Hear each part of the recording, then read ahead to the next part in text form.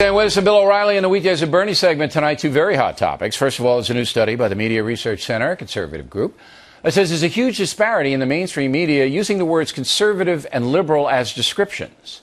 Also, the big Wrangle-Ingram shootout last week. Joining us now from North Carolina is the purveyor, BernardGoldberg.com, Mr. Goldberg. Let's take the study first. What was the point, or what is the point of the study? Well, the study found that journalists at ABC, NBC, and CBS identified conservatives in their stories 20 times more often than they identified liberals. So they might say Joe Blow, a conservative, but 20 times more often than they said Joe Smith, a liberal. This is like when the government puts warning labels on cigarettes that say cigarettes cause cancer. This is a media warning label that says conservatives are dangerous to your mental health. It's the same thing. But this happened before, Bill, in American journalism up until really about the 1960s, and it involved race and crime. The only time journalists would identify race in a crime story is if the criminal was black. So they'd say, Johnny Smith, a black man, was arrested last night for whatever. But if Johnny Smith was white, they would simply say Johnny Smith was arrested last night for breaking into a liquor store. The reason they identified black people, only black people, was because black people were seen as out of the mainstream, as alien, and even as dangerous. Nothing is the same as race. I readily acknowledge that. But this is pretty similar. The reason they identify conservatives is because to liberal journalists, conservatives are out of the mainstream, are alien, and their views are dangerous. But liberals, Bill, they are the very essence. Yeah, I remember. Mainstream. Both Bernie and I have discussed this before. There was a Reuters review, I think, of one of my books. I can't even remember which one it was, where in the article, the body of the piece, which maybe ran 250 words, they named me as a conservative 3 times. In case you missed it the first 2 times, they just couldn't stop doing it. But I think it's more of an annoyance. It's an annoyance. No. Well, let me make my point. Let me make my point. When a conservative is successful or gaining traction with the folks, the liberal media becomes very annoyed and says, don't you realize, to themselves, don't you realize this is a conservative? So I have to tell you that over and over and over. But they don't do that on the left. Yeah, but it's more than an annoyance, because it's Exhibit A proving beyond any doubt that there's a liberal bias in the media. And if they don't deal with this problem, they will never solve the problem of bias in the media. Well, they're never going to solve it anyway. Because that's it's not going to happen. So that's why the Fox News channel is here, to give a little balance. All right, now last week I was out and swimming in the ocean, and I heard this thunderclap, and I thought it was the weather, but it was the factor.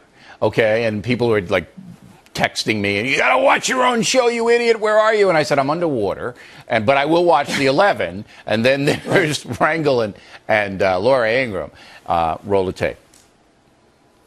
Let me say this, that Bill O'Reilly told me he had a secret weapon. I didn't know it was just a pretty girl that he would bring here. That's very condescending, sir. I'm sorry I said that you were attractive. I withdraw that completely. I was going to make a joke about the condo in the Dominican Republic, and I didn't make it out of due respect for you.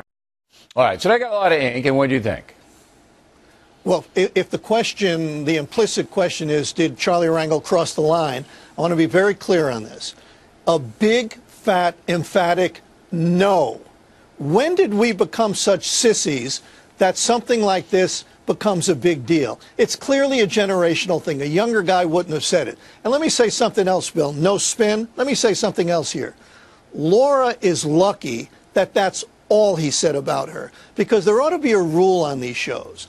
The host asks the question and then shuts the hell up. You can't do that, though, Bernie, because I'm guilty of that as well. You just did what I'm saying. I know, and I have to tell, because I have to challenge. And then lets the guest answer it. And you know what? Charlie Wrangle was clearly frustrated, and he said that. Okay. I repeat, big deal. 2 things. It wasn't the pretty girl thing that I think was, and I think Wrangle was wrong in saying it. It was just a pretty girl Just is the key word there. The second thing is you have to interrupt when you ask a question, Bernie, and you know this, because many times the question isn't answered. The person will deflect and go into a totally different area, or they'll lie. They'll say something that isn't true. So as the host, are you alleging right here, right now on your program that Charlie Rangel No, absolutely lied? not. I'm giving you a general primer on why interruption has to happen. No, it's not irrelevant. You said that the question should be relevant. The question should be asked, and then the interviewer should step back and allow an answer that is he dishonest or a dance. And I say, no, I'm not wasting people's time. Was that either a dishonest or a dance? You're not making that statement. You're not saying that Charlie Rangel was either dishonest or was dancing around. Look, come on, let's go behind the scenes. A lot of time the hosts have an agenda, and the person starts to answer the question, but they want to make a speech. People at home are tired of that. I get as much email on that as anything else.